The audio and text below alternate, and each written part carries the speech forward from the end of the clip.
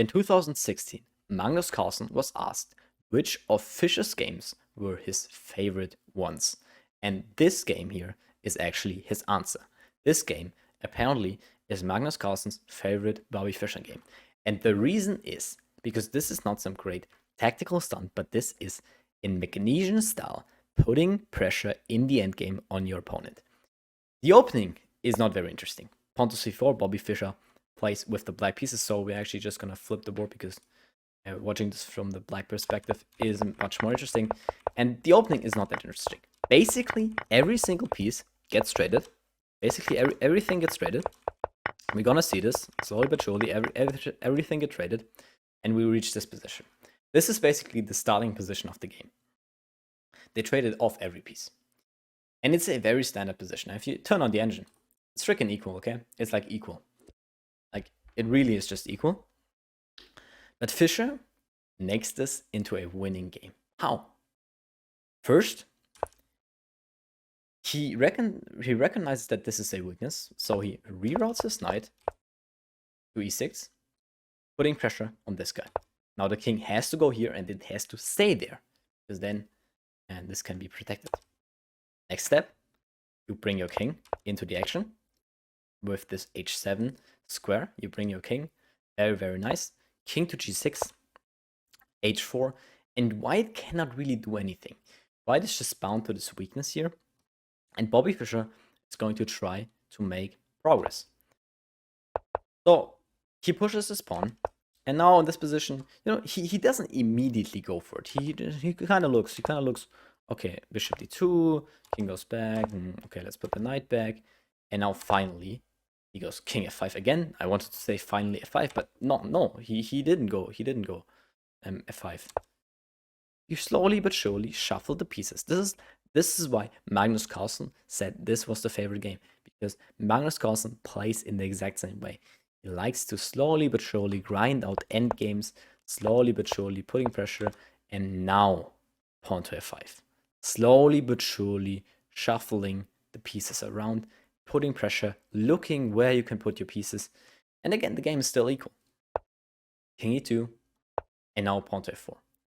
And the black pieces have gained space. This knight goes back to e2. Not immediately the king rushing. Knight goes back to e2.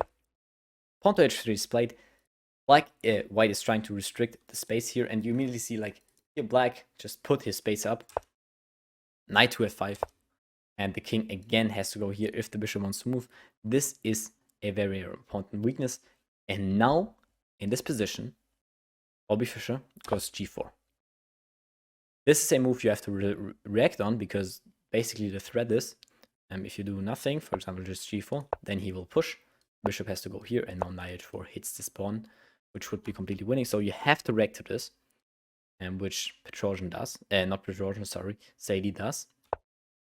And that is pawn takes, and pawn takes. Now the knight goes back. And what happened here was that basically black created another weakness in the position of white. Black brought their king up, slowly but surely expanded their space, attacked this weakness, and created another one. Perfect. This is how you're supposed to play. Create weaknesses in your opponent's camp. Bishop d2, king a5. Very, very nice. And in the meanwhile, while we've looked at these moves, the evil bar spiked to like -3. Like, what really did white do wrong? Like, what was the mistake of white here in this position? Do you know that? No. Like, it's very difficult to say.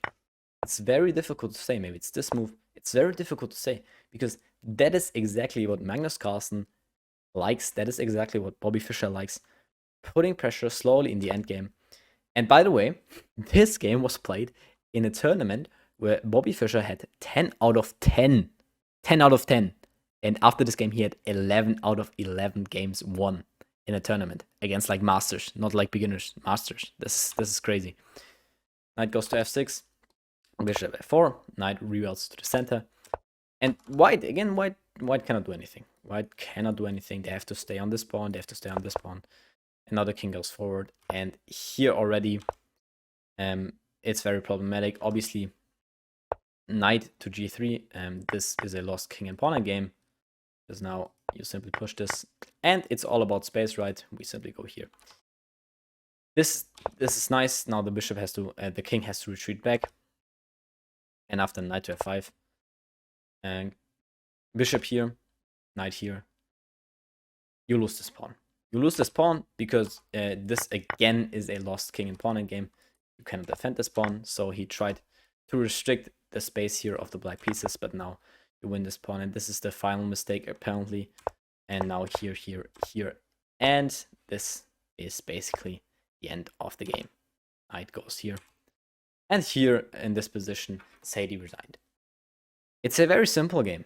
It's a very simple game. Saidy resigned in this position, and because you simply make a queen here. Like, what actually happened in this game if we like go to if we go back? Bobby Fischer had a equal position in which he had one target. He targeted this pawn. Then he slowly but surely shuffled his pieces around and expanded. He expanded with the pawns, created another weakness with g4, x, created another weakness, then exploited that weakness until he eventually won that weakness, and then the game is over. Like, chess can be pretty easy. Chess, this is actually crazy. Like, Saidy, he wasn't a terrible chess player. No, he was a master as well.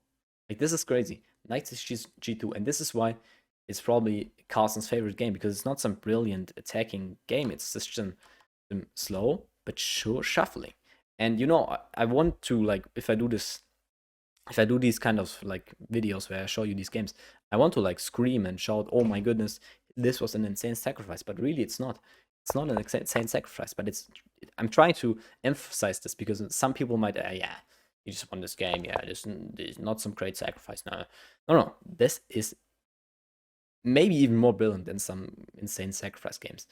So I hope in this video and the 9 videos before I could get this point across that Bobby Fischer is the greatest player, or at least one of the greatest players of all time.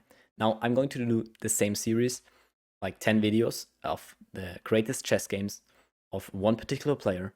If you want to decide what player that will be the next 10 videos, just write a comment, and probably the comment with the most likes, or if I like the player as well, then this player will actually be the player in the next for the next series. So yeah, hit the like, subscribe button right now if you don't want to miss out on that. I'll see you in the next video.